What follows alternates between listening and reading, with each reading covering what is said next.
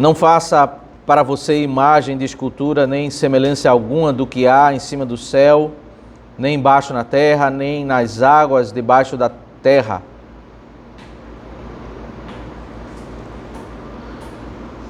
Vamos ler também o versículo 5 e o versículo 6.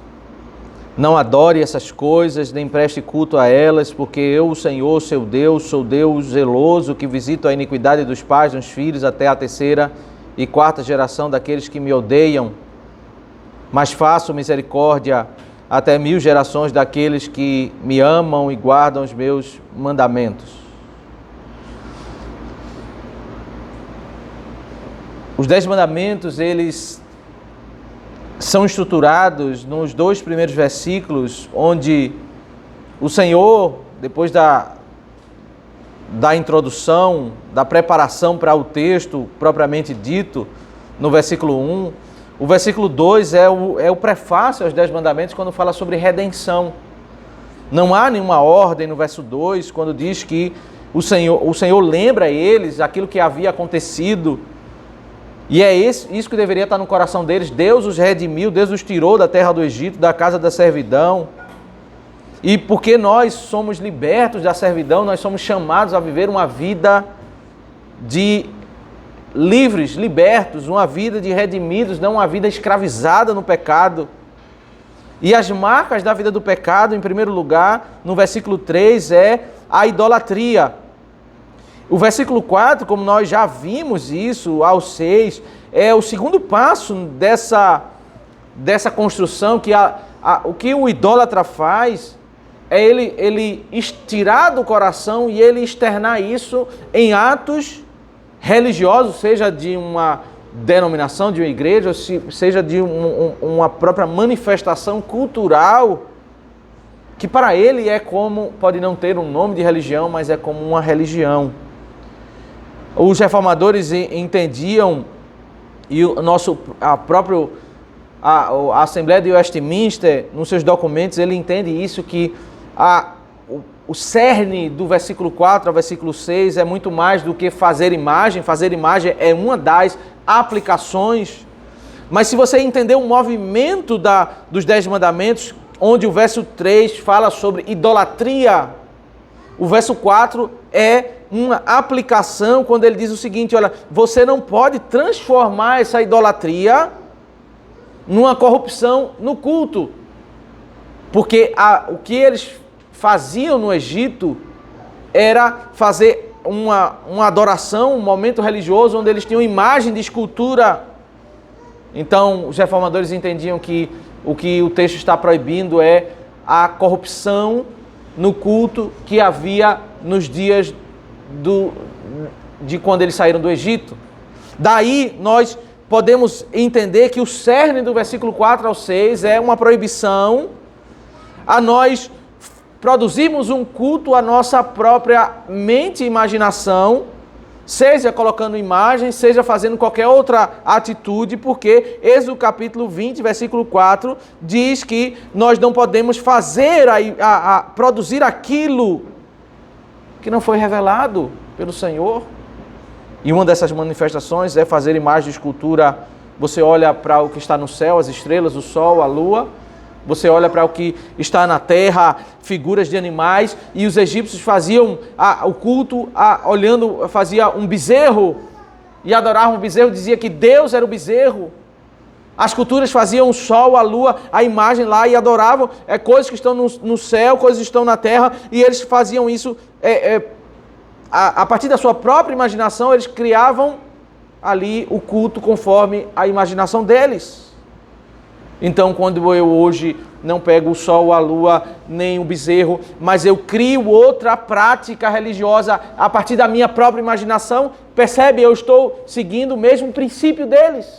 Eu posso não estar colocando um bezerro, mas de onde procede a prática que eu estou trazendo para colocar no culto? Procede de revelação ou procede da minha criatividade, daquilo que eu estou vendo? Se procede da minha criatividade, eu sou tal qual aqueles que faziam isso nos dias dos egípcios. O ponto desse mandamento e a lei do Senhor, ela nos faz... toda a lei do Senhor deve ser observada e toda a lei do Senhor mostra o quanto nós obedecermos, nós seremos abençoados e quanto nós desobedecermos, seremos punidos. Mas existem alguns mandamentos que têm como que alertas. E a Assembleia de Westminster diz que esse mandamento, a referência que ele faz são os anexos, né? Existem alguns anexos a esse mandamento. Não apenas diz assim, não faça isso e pronto. O primeiro mandamento diz, não tenha outros deuses diante de mim, não existe mais nada além da proibição. O versículo 4 estabelece uma proibição. O versículo 5 diz que, além da proibição, você não deve adorar nem prestar culto a eles, porque aí começa-se uma estrutura de explicativa, de alerta, para que os adoradores entendam a implicação da negligência desse mandamento. Algumas traduções colocam porque sou Deus zeloso. A palavra literalmente é Deus ciumento, né? Eu sou um Deus ciumento.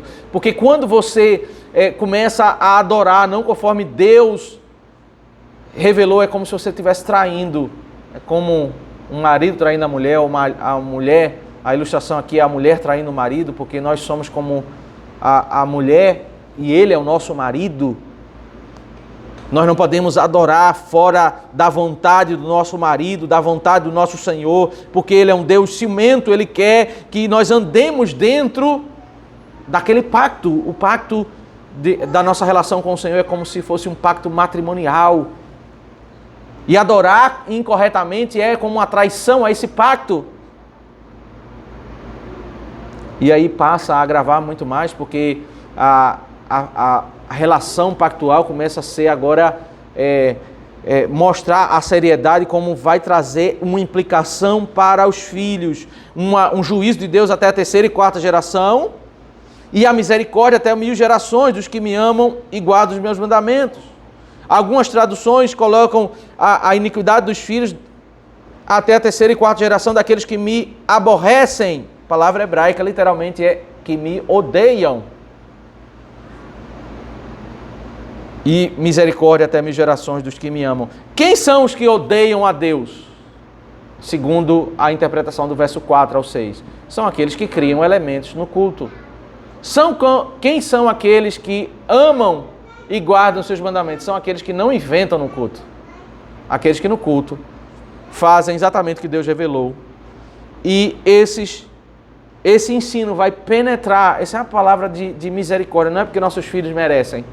Não é porque nós merecemos, mas a palavra de misericórdia que Deus promete é que Deus ele vai inculcar nos nossos filhos até 1000 gerações.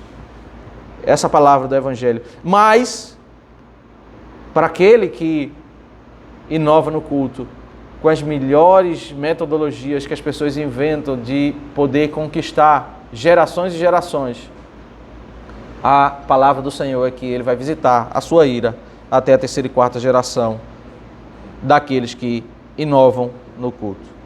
Vamos orar ao Senhor.